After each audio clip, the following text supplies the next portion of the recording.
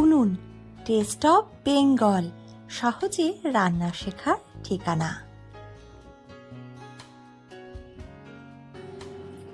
আপনাদের সাথে আমি পায়েল সরকার। শুরু করছি আজকের রান্না। আজ রান্না করছি পোড়া মশলা দিয়ে মটন কারি।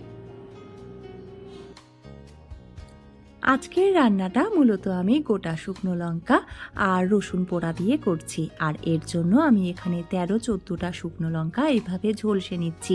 খেয়াল রাখতে হবে শুকনো লঙ্কাগুলো যেন পুড়ে না যায়।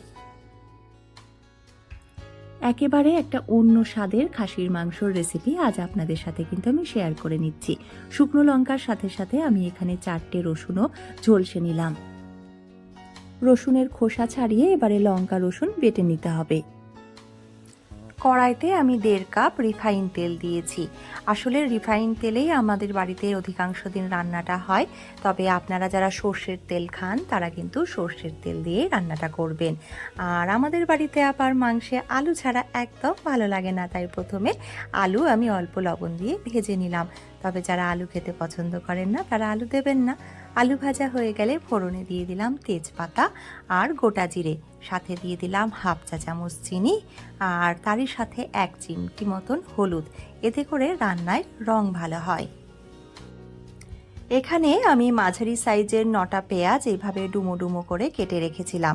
সেই পেঁয়াজের টুকরোগুলো তেলে দিয়ে দিলাম। পেঁয়াজ আমি ভাজিনি। পেঁয়াজের সাথেই আমি দিয়ে দিলাম 1.5 কেজি মটন। মটনটা আমি আগেই ভালো করে ধুয়ে পরিষ্কার করে নিয়েছি। দিয়ে দিলাম জিরে আদা বাটা। এখানে আমি 1 টেবিল চামচ জিরে আর 10 গ্রাম মতন আদা বেটে নিয়েছি। সাথে দিয়ে দিচ্ছি 2 টেবিল চামচ হলুদ। দিয়ে দিচ্ছি পরিমাণ মতন লবণ আর তার সাথে দিয়ে দিলাম একটা টমেটো কুচি। এবারে মাংসের সাথে সব মশলা ভালো করে মিশিয়ে নিচ্ছি। খাসির মাংস রান্না করার সময় সাধারণত আমি মশলা আগে ভাজি না, অর্থাৎ কাঁচা মশলা আর কাঁচা মাংস একসাথে কষিয়ে নিই। এতে করে রান্নায় স্বাদ ভালো হয়। দিয়ে দিয়েছি 1.5 চা চামচ মতো কাশ্মীরি লঙ্কার গুঁড়ো আর তারপরে ঢাকা দিয়ে দিয়েছি। আঁচ রাখতে হবে একেবারে কমানো। মাঝে মধ্যে ঢাকনা সরিয়ে একবার করে দেখে নিতে হবে, তাতে করে তলায় ধরবে না। আর আমি এখনো পর্যন্ত কোনো জল দিইনি, অথচ আপনারা দেখতেই পাচ্ছেন যে কতখানি জল মাংস থেকে বেরিয়ে এসেছে। যেহেতু কাঁচা মশলা এবং অল্প আঁচে ঢাকা দিয়ে আমি রান্না করছি, তাই এরকম জল ছেড়ে এসেছে। এইবার মোটামুটি 20 মিনিট হয়ে গেছে মাংস কষানো। আমি দিয়ে দিলাম পোড়া রসুন আর পোড়া শুকনো লঙ্কার পেস্ট। শুকনো লঙ্কা ঝলসানোর সময় কোনো কোনো লঙ্কা যদি বেশি কালো হয়ে গিয়ে থাকে তাহলে সেই অংশগুলো কিন্তু বাদ দিয়ে দিতে হবে। ডেসক্রিপশন বক্সে আমার রান্না করা আরও মটন কারির লিংক দেওয়া থাকবে, আপনারা সেগুলো অবশ্যই দেখবেন। এবং আমি যেভাবে খাসির মাংস রান্না করছি একদিন আপনারাও সেভাবে করবেন। আমি জানি আপনারা খুব ভালো পারেন, তবে আমি যেভাবে করছি সেইভাবেও একদিন ট্রাই করুন, দেখবেন খুব ভালো লাগবে। কারণ আমার রান্না করা খাসির মাংস যারা খেয়েছে তারা প্রত্যেকেই বলেছে এ স্বাদের ভাগ হবে না, কিন্তু আমি বলছি এই স্বাদের ভাগ হবে। খাবার ভাগ করে নিতে হয়, এতে করে ভালোবাসা বাড়ে। প্রায় 40 মিনিট হয়ে গেছে মাংস কষানো। এবারে আমি ভেজে রাখা আলুর টুকরোগুলো দিয়ে আরও 2 মিনিট কষিয়ে নেব। আর যখন আমি পোড়া শুকনো লঙ্কা রসুনের পেস্টটা দিয়েছিলাম তখন আঁচ মাঝারি পর্যায়ে রেখেছিলাম। পোড়া মশলা বাটাটা আমি মাংস 20 মিনিট কষানোর পর দিয়েছি। এতে করে পোড়া মশলার গন্ধ বজায় থাকবে। ঝোলের জন্য পরিমাণ মতন জল দিয়ে দিতে হবে। এই জলটা উষ্ণ গরম জল ব্যবহার করলে রান্না তাড়াতাড়ি হবে এবং স্বাদ অনেক বেশি হবে।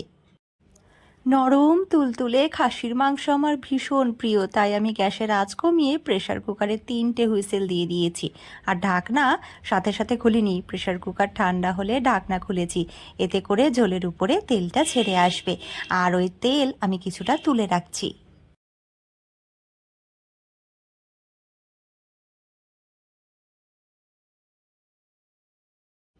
দিয়ে দিলাম 1.5 চা চামচ গরম মশলার গুঁড়ো। গরম মশলাটা বাটাও ব্যবহার করা যেতে পারে, তাতে কিন্তু গন্ধটা আরও ভালো হয়।